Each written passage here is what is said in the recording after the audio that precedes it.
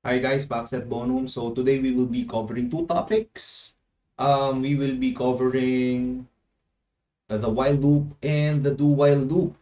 So our learning competencies today is to describe the process of a while loop and a do while loop. We will also differentiate the two, and we will create an application that utilizes either the while loop or the do while loop. So let's have some motivation first. Now I want you to pause this video after I give instructions. I want you to reorganize the different flowchart symbols with labels and reorganize it such that it will be able to describe this program. Check the time. If the time is 5 a.m., you display on the screen wake up. If not, you continue to snooze. So pause this video for a moment and think about the solution to that. And in particular, think about where the arrows supposed to flow.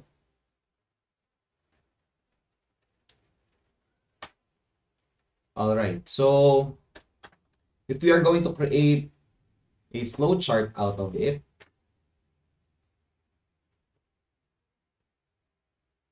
we need to reorganize the different symbols. So the first instruction is to get the time. So let me just move a few. Oops. Let me just move some of them. So we will get the time. And then after getting the time, we check the time. If it's less than 5 a.m. If it is 5 a.m., we need to wake up. But if not, we will be snoozing. And then let me just move this maybe around here. So where are the arrows supposed to go? So from start, we get the time. And then after getting the time, we check if it's already 5 a.m. Because if it is 5, if yes, we display wake up and then we will stop. However, if the time is not yet 5 a.m., we need to snooze. But then again, what will happen after we snooze? Should we move to stop? No, we should not. Because it's not yet 5 a.m. In the instruction, the only time we will be able to stop is if we wake up. So in this case, after hitting snooze, this must return back to get time. And what you are seeing here in this portion is the actual looping of our process. So the only time it will display wake up is if the condition here, or if the time is 5 already. Now we can do that using a for loop, but there are also two other loops that can produce the same result. And that is the do while loop and the while loop. In a do while loop, the syntax looks something like this. We start with the keyword do, and then we end with the condition while. Sorry, we end with the keyword while followed by the condition. And then the block inside is all the codes that will be looped as long as our condition remains to be true. So let me show you an actual example. It's something like this. So let's analyze each line. We have the scanner here. Let's assume that the scanner object or the importing of the scanner is already done. So we declared the scanner object S, and then we declared a string variable answer. So in our do while loop, inside its block, the program will display good day, and then it will display repeat. And then afterwards, it will ask the user for an input and place it inside the variable answer. So whatever the user types, it will be saved inside answer. If the user, let's say the user types, YES. So the actual string that the user typed is YES. In our condition, we will check if the variable answer, which contains the string YES, is equal to another string YES. So this will result into true. If the condition is true according to the do-while loop, you need to repeat the block. So another line will be shown, another good day, and then another repeat will be displayed, and then it will again ask for an input, and then the user needs to type, of course. If the user types for the second time, let's say AAA. So in this case, after placing AAA, it will be saved inside answer. On our condition, since answer contains 3 A's, and then we are checking if it is equal to yes, so the answer here will be false. Therefore, the loop will stop. In the end, you have two sets of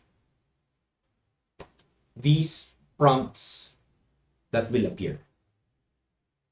All right, so that's how a do-while works. One thing to note in a do-while is we always start with the do, and our condition is found at the bottom. In a do-while, the condition is found at the bottom. In contrast, the while loop has its condition at the top. So there's no do here, only keyword while, followed by its condition. And then we have the block of code that will be repeated as long as our condition is true. So looking at this example, now this example, it works like a for loop, wherein there is a counter variable. So we have an integer variable here that is a. It has a value of 0. Now we begin with the while loop, checking if the condition is true, a less than or equal to 3, a has a value of 0. So therefore, the first loop has a condition true. So there will be an output system that print hello. And then the next will be a++. So from the value 0 of a, it will become 1. So on the second loop, we will check again a, which has a value of 1, less than 3, that is still true. Another hello will appear. And then a++, 1 will become 2. So on the third loop, 2 less than 3, that's still true. So another print of hello.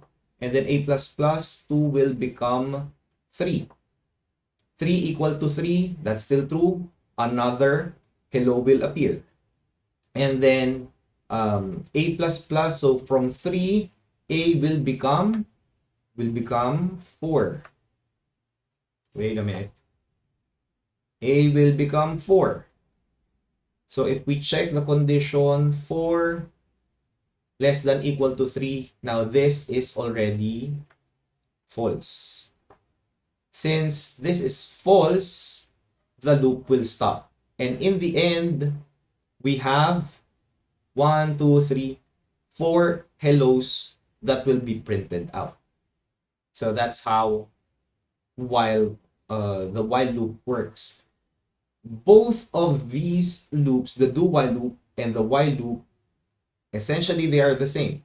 They only have different implementations. And later on, we will find out what is the prime difference among the two kinds of loops. And another thing that is important to note, comparing do while and while loop to the for loop, if maybe you have noticed, in a for loop we only use an integer as our condition, but in a while loop or a do while loop we can use a condition that is actually a string, like in this case we use yes as our condition. Now we will have some drills. I want you to answer these one, but of course I will help you. So let's try to analyze what will be the output of our code. So the first one is we have CTR that is equal to 3. So our CTR is 3. If we perform a do while here, system.out.print CTR, so what will be displayed? Let's say this is our display. Oh, nope, not there. Here. Wait. My mouse is not working. Wait a minute. Oh, wait. So there we go. Going back. Let's say we have this little box right here as our output. So CTR on the first run, CTR is 3. And then we move on to the loop. It says here system.out.print CTR. So we will print out the variable CTR, which has a value of 3. And then next, we will check the condition is CTR less than or equal to 3. Since the value of CTR is 3, this will result to true. Therefore, it will loop. After it loops, it will display again system.out.print. So it will display another CTR which has a value of 3. And then it will check again the condition CTR which has a value of 3 still. It will become true, loop again, and then another system.out. So 3 again. And you will notice that it will eventually go on and on and on because the value of CTR is not changing. Therefore, this one is an infinite loop. Right? Number 2, analyze this code. Pause this video. Now let's try answering. Let's assume that there is a scanner object and the user inputs yes. So here we declared a variable continue. We ask the user for an input. Let's assume it is yes. So the value of continue is yes. So we are going to ask if the variable continue is equal to y. Now the problem with that is the content of continue is yes, right? But the user, the value of continue, it's yes. But our condition, we are checking if the variable continue, which has a value of yes, is equal to the string y. So these are strings. And we know that the result of that is false. So therefore, at the very, very beginning, since this is false, no loop will be done. So how many iterations we have? 0 iterations. And there is no output.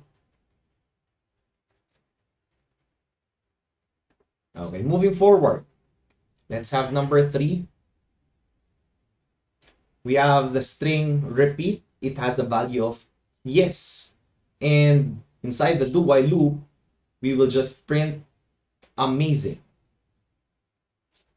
Pause this video, think about what will appear on the screen. And maybe you will be able to figure out immediately that the result to this is again an infinite loops of yeses. It will continuously print the word amazing, not yeses, sorry, but rather it will be a continuous display of amazing. Why? Because the variable repeat, it contains the value yes, and it will always be equal to the string yes. There is no way inside the code for the variable repeat to change. Therefore, it will result in an infinite loop. Number 4, let's try this. We have the string go. And then we will display hi. And then we will ask the user for an input and place it inside the variable go. And then the condition here is if, sorry, this should not be repeat. It should be go. If the variable go is equal to yes, if the variable go is equal to yes, we will repeat. But let's assume that the user inputs no. So the value of go is the string no. Since this will result to false, it will not loop back. Take note that when the do while loop triggers, everything inside the block is performed once. So there is actually a display here of hi, and then there is a prompt asking for an input. But then again, after displaying the 2 lines, the condition results into a false. Therefore, it will stop after displaying the 2 lines. But if in the event that the user types yes in this line, so it will result to true, it will repeat and it will again display hi and another prompt. If the user types again yes, and another hi will appear and another prompt will be asked again. Number 5, we have an integer variable num. It has a value of 0. Now checking the condition, num which has a value of 0, is it less than or equal to 3? Now that is true. So there will be a printout of hehe, and then an assignment operation was done. And the assignment is num will get 0. So we already have an output on the first iteration of the first loop. We have a display of 1 line. Num will get 0. We will go back to the start of the loop of the while loop, system.out.print hehe again. And then num will get the value 0. Go back to the loop, check again the condition, still true, and then print out hehe. And you will notice it will continuously be displayed because the assignment of the variable num is always 0. Therefore, the condition will always remain true. Therefore, the printout hehe will continue. So for the last question, I want you to think about this one. I want you to read and analyze 2 codes. Basically, they do the same thing. But try to perform, or not actually perform, but manually simulate the while loop and the do while loop. Whatever your answer is, you will be able to see the biggest difference of a while and a do-while loop. We will talk again about this once we go into your activity. So for now, I want you to just try to figure out what's the difference, and the next meeting we will continue. So thank you. Goodbye.